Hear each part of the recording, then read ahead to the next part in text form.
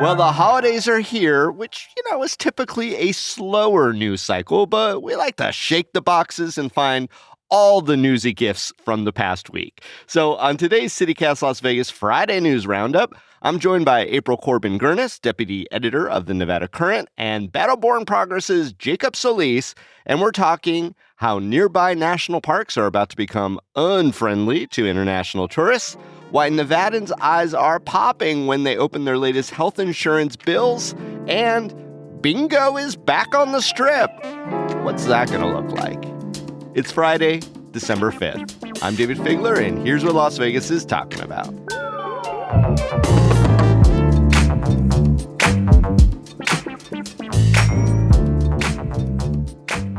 Jacob and April, welcome to the Friday News Roundup. Happy Friday. Yeah, thank you for having me. Well, you came at a right time because we are gearing up here for our winter membership campaign. That's called our Neighbors program. People have been loving this. The reason, besides all the obvious benefits, things like little premium gifts, we've given out tote bags, we got some beanies coming. The main feature is that people get in the know and get to meet up at special members-only events. I mean, we do them in really fun places. We've done them in distilleries. We've got a wine bar one coming up. Another great benefit of our Neighbors program is that you get to listen to this podcast ad-free. Oh, yeah, that's the stuff. Yeah. Think about all that extra time that you'll have to just be a good community person because you learn so much from the podcast and you really are becoming a great neighbor. Anyway, you're going to hear more about it, everyone, next week. But if you join now, you will get early access to that CityCast Las Vegas beanie. So, become a member right now by joining our neighbor program. That's just over at membership.citycast.fm. You go right now to membership.citycast.fm and become one of our neighbors. Love it. Yeah, won't you be our neighbor? That's copyrighted. Is that copyrighted? Am I allowed to say that? Maybe not. Well, longtime listeners will know that we'll often start the Friday News Roundup with a little bit of a hot headline, and we usually have a little sound Sarah effect. usually jumps in. Yeah. Does anyone want to give it a shot? Jacob should do it. Oh, yeah? You just say, hot headline. Hot headline. You got that silky hot. voice, brother. So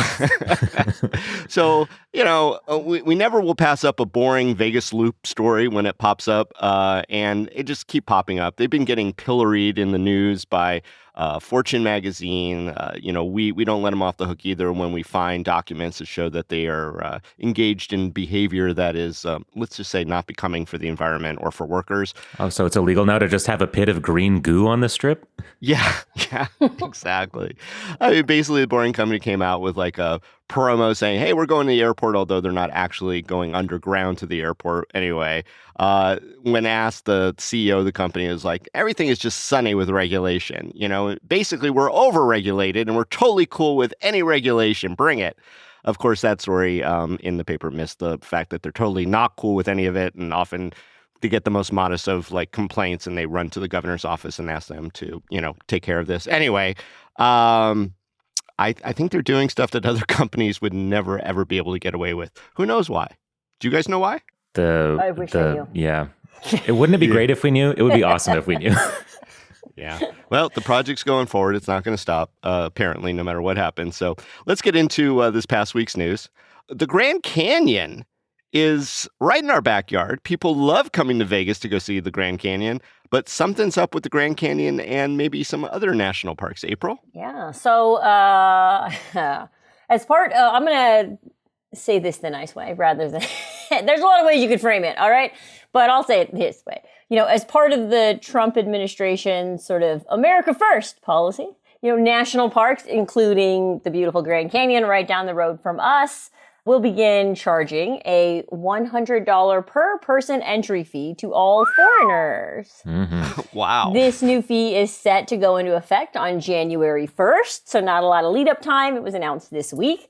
So foreign tourists are going to see a increase also of annual park passes if they try to get those, going from $80 currently to $250 per vehicle. Again, another steep increase there. So, and according to the Associated Press, this structure of charging foreigners more to visit your national parks isn't uncommon, and there are other countries that do this. Supporters say it's going to raise millions for the national park system here in the United States, but many tourism-driven businesses, like motels that are right outside of national parks and tour bus operators, are very concerned and fear that it will cause tourism to slow down and negatively impact their businesses. Tourists? Who cares about tourists? We care about them, David. Do we? I don't know. How do y'all think that this is going to impact Las Vegas? Well, I think we've already seen the impact of the Trump administration's policies on international tourism specifically. I don't know how many, I mean, every single month this year, we've seen sort of not historic, but serious drops in volume at Harry Reid International Airport. And a lot of that, frankly, is just international folks do not feel like spending money in the United States. A lot of people don't feel like spending money generally, such are the, it's the economy. But look, in this instance, what really strikes me is just how large the increase is. Like, I understand the rationale for charging some amount of money for foreign tourism, but look, $100 is not nothing. If you're already spending thousands of dollars. Per person. Yeah, exactly. For a family of 5, right? It's $500. So it's like, That hurts.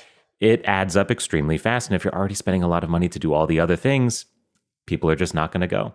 Yeah, and I think one thing that's concerning about this is that the national park system has already lost a lot of money from the Trump administration. They've cut their budgets, they've suffered. So while they're sort of selling this increase as this is going to be a boon for them, it's sure at first it has to replace all the money you already took from it. So it's kind of like the increasing privatization of things, I guess. And it's troubling for sure, even from the financial perspective, I think.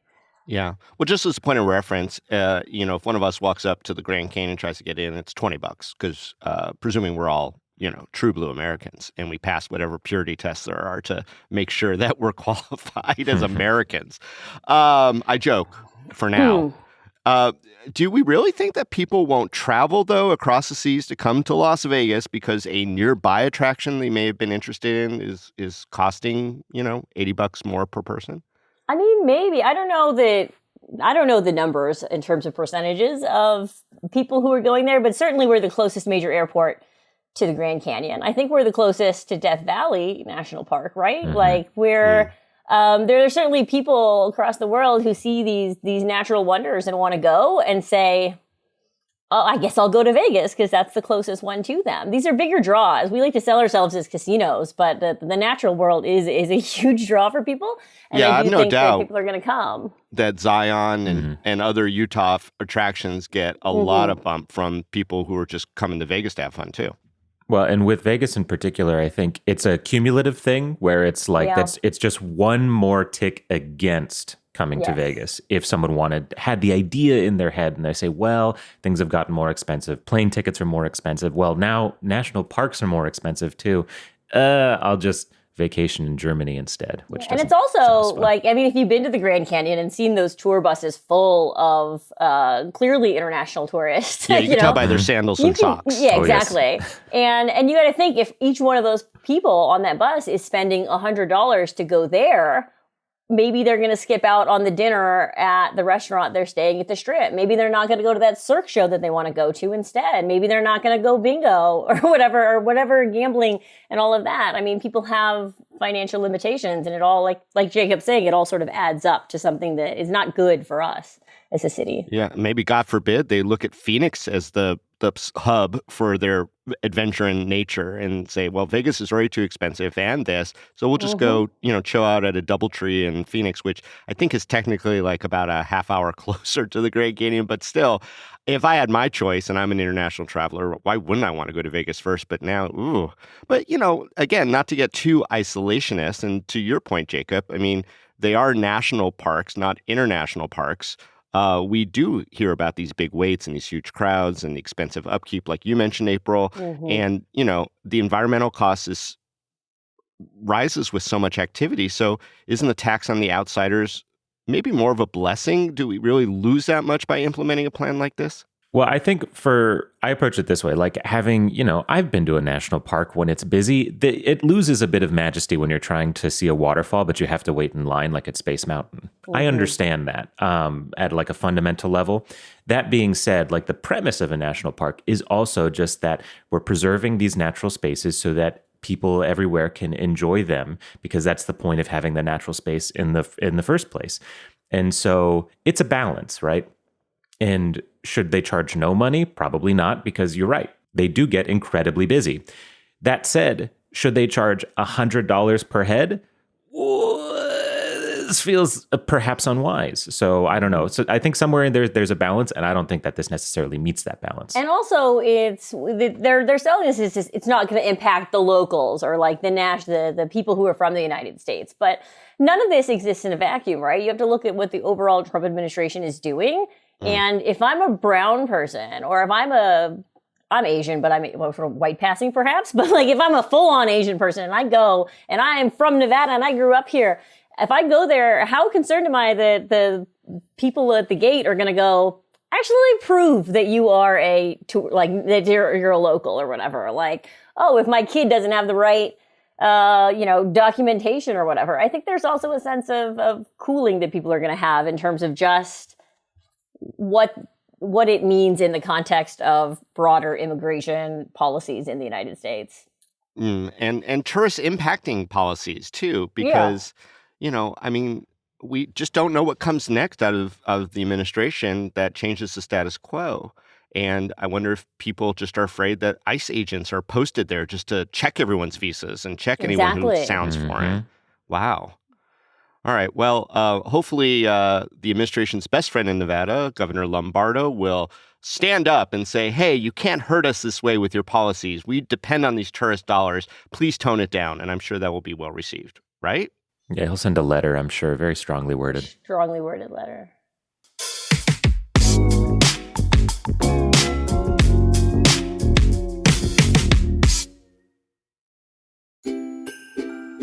Nothing says 'tis the season in Las Vegas like the Magical Forest at Opportunity Village. In its 33rd season, tickets are on sale now, and they include unlimited rides, mini golf, the Magical Forest Holiday Lights walking path, and trips on the Forest Express train. You'll see Santa there and have an opportunity to get gifts, goodies, and treats throughout the season at the holiday shop, with a beer garden open select nights for the 21 and over crowd.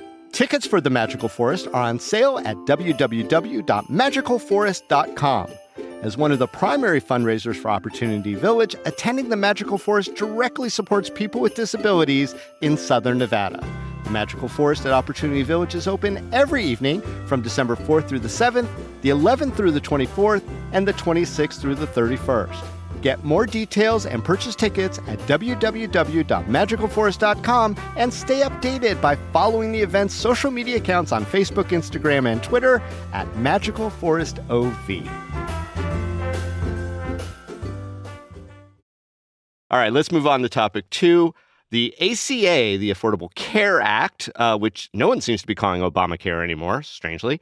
The premium surges are on the way. Jacob, they're here, aren't they? Yeah, well, they'll be here in January. But all right, so if you haven't heard of this, God bless you. But Nevadans are set to see Affordable Care Act premiums jump by about 26% next year because of what's called the Extended Premium Tax Credit. Now, that was created during COVID and basically expanded the amount of tax credit that you got to help cover Affordable Care Act premiums. It's all in the name, I think. Now, this year, Republicans in Congress got rid of that COVID-era tax credit because they said it was too expensive and expanded the ACA too much. But now what it means is that healthcare is about to get extraordinarily expensive for a lot of people. So just to put numbers on this, and this is from The Current, so shout out April. So there are about 110,000 Nevadans who get their health insurance through the Obamacare marketplace. Okay, there's one estimate from Keep Americans Covered that says 85,000 Nevadans are going to lose the enhanced subsidy. The KFF, another organization, has that number at 94,000. So it is fair to say most Nevadans who get their insurance through Obamacare, the ACA, are going to feel this. So what happens when people can't afford their health insurance? I mean, what sort of immediate consequences will we see in people's day-to-day lives? Well, they go without it, is what we know. I mean, healthcare advocates have said, they've been sounding the warning for months now, that Nevada's insurance rate in other states the uninsured rate in Nevada and other states is going to skyrocket probably. And you've got to remember that pre-Obamacare, we had one of the highest uninsured rates. So expect that to happen again. And this is me now speaking as a person, not a reporter.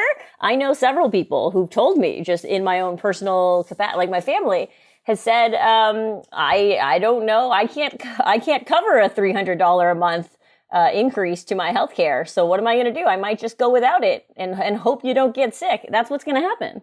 Mm-hmm. And there was actually a poll, I think it just came out today from KFF, that said 1 in 4 Americans who are going to have their health insurance premiums rise say they probably won't get insurance. And so what that means is that the only people that when these people need healthcare, they will not get preventative healthcare. So things that could have been taken care of get worse. And when they do get worse, they go to the only place that'll treat them, ERs. Yeah. I mean, we've reported before, I know you have over at The Current, about what happens when our ERs get flooded with uninsured people and how that impacts the rest of us.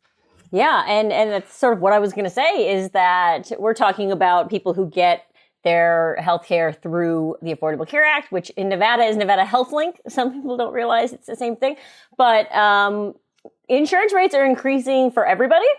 For people who are privately insured, their rates are also increasing at a huge rate, much higher rate than before. And all of the insurance companies have said it is because of the loss of these federal tax credits that go there, because they know that healthcare is still going to have to be provided at the ER level, and that's going to increase costs for them. And they're passing it on to the rest of us. So this issue doesn't just impact the numbers that Jacob cited in terms of the people who are directly getting it. It also affects everybody, because the private insurance market is tied to that. And everybody's going to pay more next year. Now, not long ago, the Nevada legislature passed some laws involving the access to health care and the public option stuff. How is that impacted by any of this? How does that even work? The Nevada state legislature, you're right, did do it's called Battle-Born State Plan, is I think the name they settled on. But it is a sort of public option. But those plans are designed to lower costs compared to other public rates through the ACA. But it takes a few years for those. They have like targets that they're supposed to meet. So it's not something that was ever designed to be immediately making everything quicker. So we're not going to be able to see whether or not that has any impact. It's going to take a few years for us to see that. And because they're starting out at such a high benchmark now, because of where rates are, it's going to, I don't expect those to help anybody in the immediate future. But those plans are on Nevada HealthLink, and they go through the same portal. So a lot of people may go to those. We don't know the numbers on those yet. Yeah, I see. Does this action by the Republicans in Congress impact the way that people will vote next year, locally or in the midterms? I mean, it's not a theory anymore. There ain't nothing more real than a bill in the mail. And, Dina Titus came on this program and predicted that this was going to be devastating to the GOP because people were really going to be hurting. And it was, speculative then, but now it seems all too real. So what's the fallout politically? Short answer, yes, because I think we've seen, the government shutdown was because of this issue, right? And so one thing that happened was the government shutdown ended in part because Senate Democrats got a deal, quote unquote, I'm putting scare quotes for all the listeners out there, that they would vote, I think next week, on a 3-year Obamacare subsidy extension. That vote is widely expected to fail because Republicans hate it. At best, they want a 2-year extension, and they want a bunch of other stuff. They want income caps. They probably want to add an abortion funding ban in there for kicks. So, there's lots of things that Republicans want, including just to kill the subsidy altogether. They don't like it. They think that too many people use Obamacare. They would rather people get private insurance, full stop. So there's an ideological divide here that likely cannot be bridged because, like you mentioned, there's bipartisan support for these subsidies. Donald Trump himself has called for extending these subsidies and then backed off because Republicans inside the party say, absolutely not, no one's going to support this, no one being no Republicans. So they're at an impasse. And Just real quick, the actual electoral impact of this, as we've seen, is Democrats have cleaned up in special elections and off-year elections so far this year. Now, that normally happens. The out-of-power party tends to overperform, but we've seen that align with basically tanking approval rates for the president on especially the economy and especially on healthcare. Let's assume that the ACA doesn't get extended in that total pinky swear promise session hearing on the topic that the GOP said that they were going to do this month. How's the GOP going to spin this that they don't lose all these people, April? I mean, I think they're going to spin it the same way that they span the federal government shutdown, that it was Democrats that wouldn't play along. That's been their line the entire time. They've said, we've been to the table, we've done this, and it's not us. And they'll just continue to say that, regardless of the fact that they are the party in power that they have, that, it's the same thing. They'll always blame Democrats, and the Democrats will always blame the Republicans. It's kind of just fodder for everything. More of the same, unfortunately. Mm-hmm. Well, have we heard anything from our congressional delegation, the people, especially like Jackie Rosen, who said the reason that she was kind of entering into the compromise to end the shutdown was that they would have this day to talk about this? Have any Democrats down here come out with an alternative plan, or is everyone just basically right now, as far as we know, sticking with ACA or the highway? Yeah, well, I think so far what we've seen is the Democrats, especially in the Senate, are coalesced around that 3-year extension. Mm-hmm. Let's vote on it. Let's put it up. But that almost certainly seems doomed to fail. So what happens after that? I don't think we've heard. Do you think that, knowing our congressional delegation as we do, April, you think that they're going to just cave in at anything that would be helpful to the Nevadans, even if they don't get the thing that's most helpful? I think that the track record suggests that our senators are that way. I think the House representatives, particularly Susie Lee, has really stepped up in support of the ACA, and they've really come out and defended it a lot more. So they've been much more. They have caved less on things in terms of this issue. So we've seen a lot stronger leadership on that issue from the representatives in the House, I think, rather than the senators, who are currently getting a lot of heat from the left for caving on the federal shutdown package and all of that. So yeah. And I think just real briefly, there's the dynamic to take in from Congress here is that the House and Senate are two very different places right now, especially, but, just normally. But right now, I mean, the House is in chaos basically every day of every week. There's this ongoing spat between Elise Stefanik and House Speaker Mike Johnson. It's all over the place. It's a mess. And so, yeah. And I do love seeing people like Stephen Horsford pop up on some of these viral videos that are just like, trying to get into the mix and get sanity back into legislating. But good luck with that. Good luck with that to all our congressional delegation.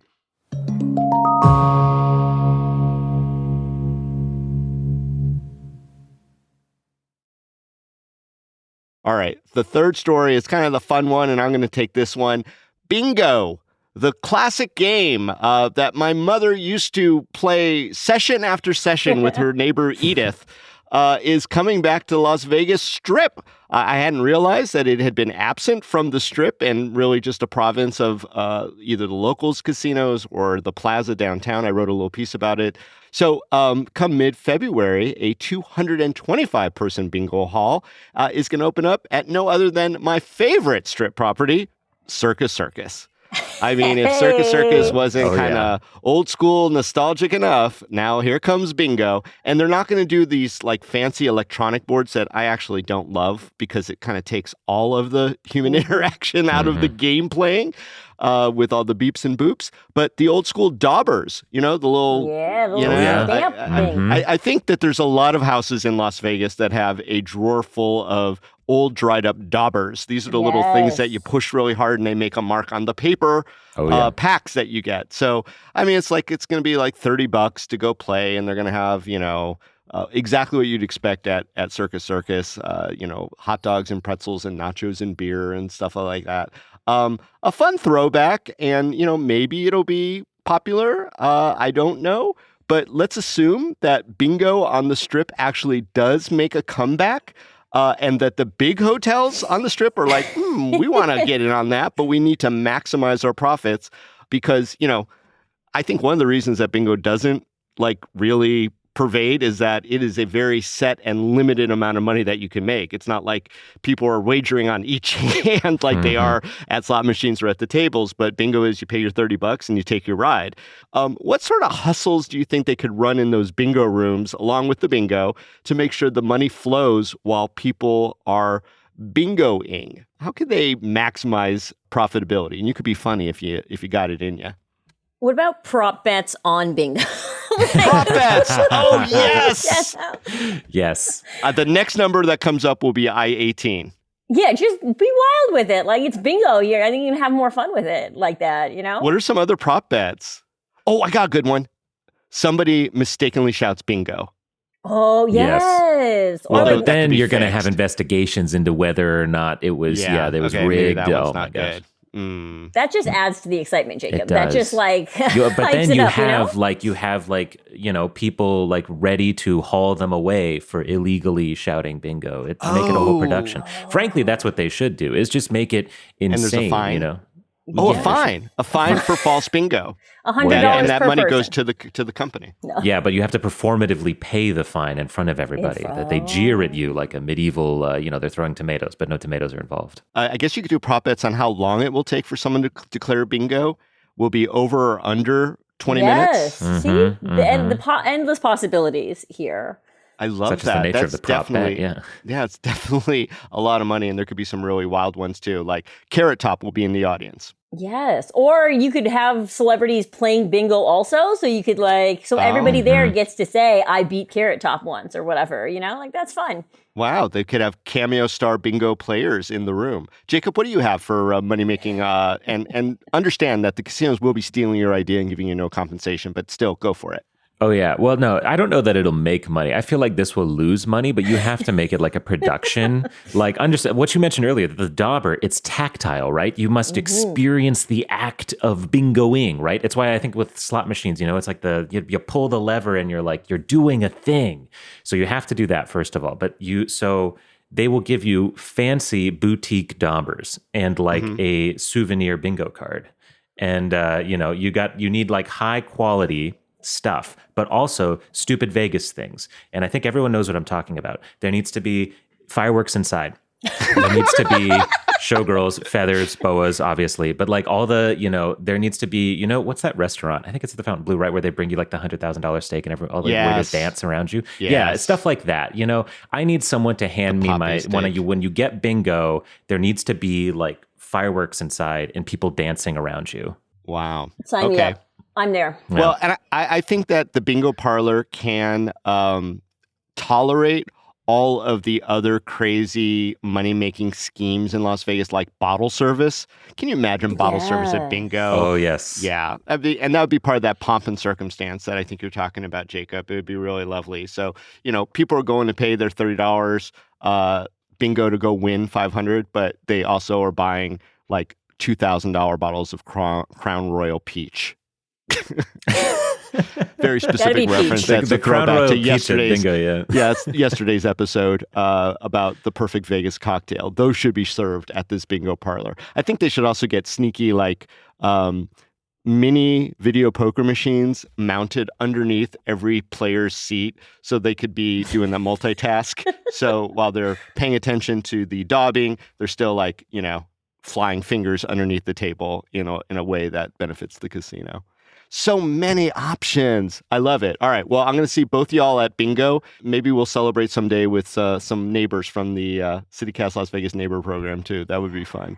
Oh, yeah. Well, Jacob and April, always a pleasure. And great to have both of you on at the same time. I don't know that we've ever done that before. Unprecedented in the history of CityCast Las Vegas. Yeah. Thanks for having me. Thanks for having me. And before we go, I do want to give some neighbor shout outs. These are things that you get to do if you become a CityCast Las Vegas neighbor. You get to shout out your favorite local organization or business, like Amber Kay, who loves Lawless Atelier. And it's apparently an amazing woman-owned tattoo shop and a great addition to the neighborhood. Whitney and her team there are so talented and kind. And I'm assuming that neighborhood is downtown. Tammy H has high praise for communities in schools. Yes. I think that's a nonprofit we all have heard of. They're an organization that works inside our low-income schools, providing basic needs, attendance, academic, and mental health support for students. And then she adds that 97% of their case-managed seniors graduated with a plan to achieve in life.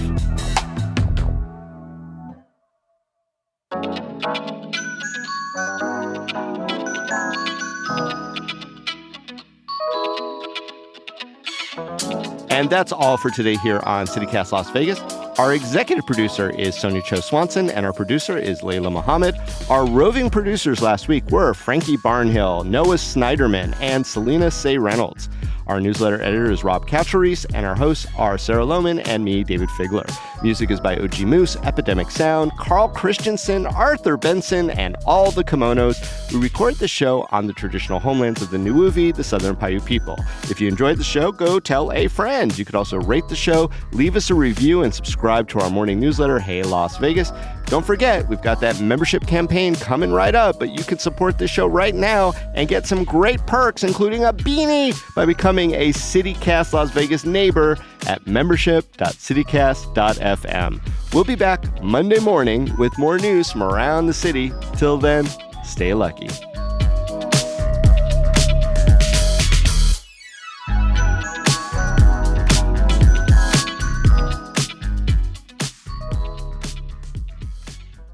One more? The beanie. The beanie is cute. It's black beanie with white lettering.